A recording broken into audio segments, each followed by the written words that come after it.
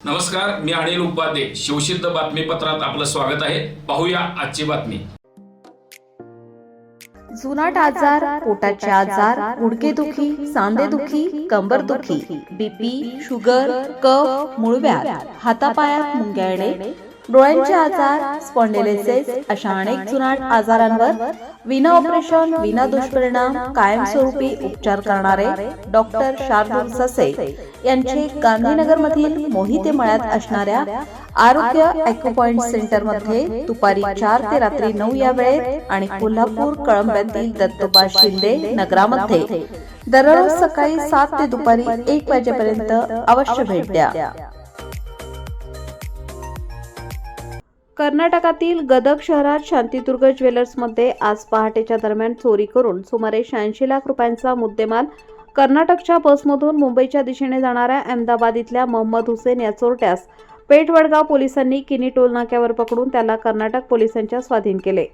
याबाबत अधिक माहिती अशी की अहमदाबाद इथल्या नागपूरवाला चाळीत राहणाऱ्या मोहम्मद हुसेन याने आज बुधवार दिनांक 3 डिसेंबर रोजी पहाटे 3 ते 4 या वेळेत कर्नाटकातील गदग शहरातील शांतीदुर्ग ज्वेलर्समध्ये दरोडा टाकला.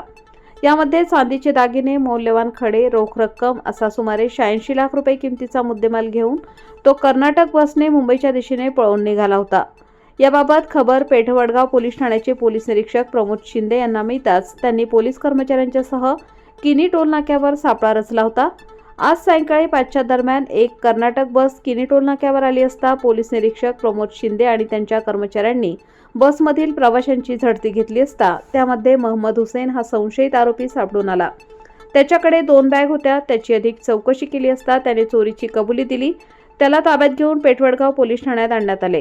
याबाबतची अधिक माहिती कर्नाटक पोलिसांना दिल्यानंतर गदग शहराचे DYSP मुर्तुजा काद्री, पोलीस निरीक्षक धीरज शिंदे आणि त्यांचे पथक तात्काळ पेठवडगाव पोलीस ठाण्यात दाखल झाले.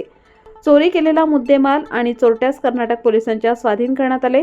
या कारवाईमध्ये पोलीस निरीक्षक प्रमोद शिंदे, PSI माधव दिघोळे, आबा गुंडणके, महेश गायकवाड, राजू साळुंखे, अनिल आष्टेकर, शरद मेनकर यांनी सहभाग घेतला.